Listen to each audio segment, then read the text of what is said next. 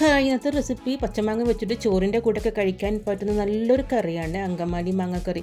ഈ ഒരു കറി മാത്രം മതിട്ട് ചോറുണ്ണാൻ. അപ്പോൾ എങ്ങനെ ഉണ്ടാക്കുന്നത് നോക്കാം. വീഡിയോ കണ്ടുകൊണ്ടിരിക്കുമ്പോൾ തന്നെ നിങ്ങൾക്ക് ഇഷ്ടമാവുകയാണെങ്കിൽ ഒന്ന് ലൈക്ക് ചെയ്ത് സപ്പോർട്ട് ചെയ്യണേ.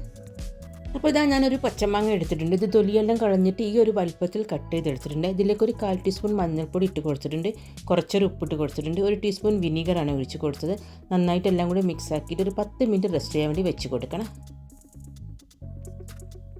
ഇനി ഈ ഒരു മൺചട്ടിയിലേക്ക് ഒരു സവാള നീളത്തിൽ കട്ട് ചെയ്തിട്ട് കൊടുത്തിട്ടുണ്ട്. മൺചട്ടി തന്നെ എടുക്കുന്നതായിരിക്കും കേട്ടോ കൂടുതൽ നല്ലത്. പിന്നെ ഒരു 8-10 ചെറിയ ഉള്ളി കട്ട് ചെയ്തിട്ട് കൊടുക്കാം. 2 പച്ചമുളക് നീളത്തിൽ കട്ട് ചെയ്തിട്ട് കൊടുത്തിട്ടുണ്ട്. കുറച്ചൊരു വേപ്പിലിട്ട് കൊടുക്കാം. ഒരു കഷ്ണം ഇഞ്ചി നീളത്തിൽ കട്ട് ചെയ്തിട്ട് കൊടുത്തിട്ടുണ്ട്. 1 ടീസ്പൂൺ മുളക് പൊടി ചേർത്ത് കൊടുക്കാം. 2 ടീസ്പൂൺ മല്ലിപ്പൊടി ചേർത്ത് കൊടുക്കാം.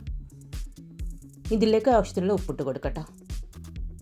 പിന്നെ 2 ടീസ്പൂൺ വെളിച്ചെണ്ണ ചേർത്ത് കൊടുക്കട്ടോ. ഇതിൻ്റെ കൈ വെച്ചിട്ട് നന്നായിട്ടൊന്ന് കുഴച്ചെടുക്കണം. ആ സവാള ഉള്ളിയൊക്കെ നന്നായിട്ട് സോഫ്റ്റായി കിട്ടണുണ്ട്. ആ ഒരു പരുവത്തിൽ വേണം കുഴച്ചെടുക്കാൻ.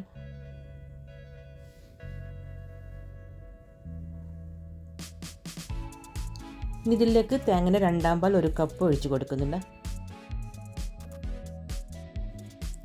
ഇതിലേക്ക് കട്ട് ചെയ്ത് വെച്ചാൽ മാങ്ങ ഇട്ട് കൊടുക്കട്ടെ. എല്ലാം കൂടെ ഒന്ന് വേവിച്ചെടുക്കണേ. വേവിച്ചെടുക്കുമ്പോൾ ഈ മാങ്ങയുടെ കഷ്ണങ്ങൾ വല്ലാതെ അങ്ങനെ ഉടഞ്ഞു പോകരുത്. നമുക്കിത് കടിക്കാനൊക്കെ കിട്ടുന്നുണ്ട്. ആ ഒരു പരുവത്തിലാണ് വേവിച്ചെടുക്കേണ്ടത്.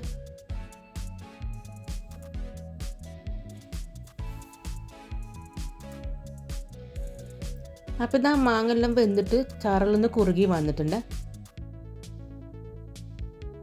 ഇപ്പോൾ ഇതിലേക്ക് തേങ്ങയുടെ 1 പാൽ 1/2 കപ്പ് ഒഴിച്ച് കൊടുക്കട്ടെ. 1 പാൽ ഒഴിച്ചാൽ അധികം തിളപ്പിക്കേണ്ട ആവശ്യമില്ല. ഒന്ന് തിള വരുമ്പോൾ തന്നെ ഓഫാക്കട്ടെ. അപ്പോൾ ഇത് ഇത്രയും മതി. ഇനിയിപ്പോൾ സ്റ്റവ് ഓഫ് ചെയ്യാം. ഇപ്പോൾ ഇതിലേക്ക് ഒന്ന് കടുക് പൊട്ടിച്ചിടട്ടോ.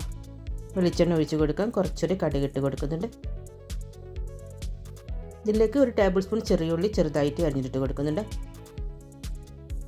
കുറച്ചൊരു വേപ്പില 2 വറ്റൽമുളക് ഇട്ട് കൊടുത്തിട്ടുണ്ട്. അപ്പോൾ ഇതാ ഇത്രയേ ഉള്ളൂ പണി. ഇത് ഇതുവരെ ഉണ്ടാക്കാത്തവരൊക്കെ ആണെങ്കിൽ ഒരു പ്രാവശ്യമെങ്കിലും ഉണ്ടാക്കി നോക്കാനുണ്ട്. ചോറിൻ്റെ കൂടെ കഴിക്കാൻ പറ്റുന്ന നല്ലൊരു ഒഴിച്ചു കറിയാണ്. അപ്പോൾ നിങ്ങൾക്ക് വീഡിയോ ഇഷ്ടമായിട്ടുണ്ടെങ്കിൽ ഫ്രണ്ട്സിനൊക്കെ ഒന്ന് ഷെയർ ചെയ്ത് കൊടുക്കുക. പിന്നെ ചാനൽ ആദ്യമായിട്ട് കാണുന്നവരൊക്കെ ആണെങ്കിൽ മറക്കാതെ ഒന്ന് സബ്സ്ക്രൈബ് ചെയ്തേക്കണേ. ബൈ.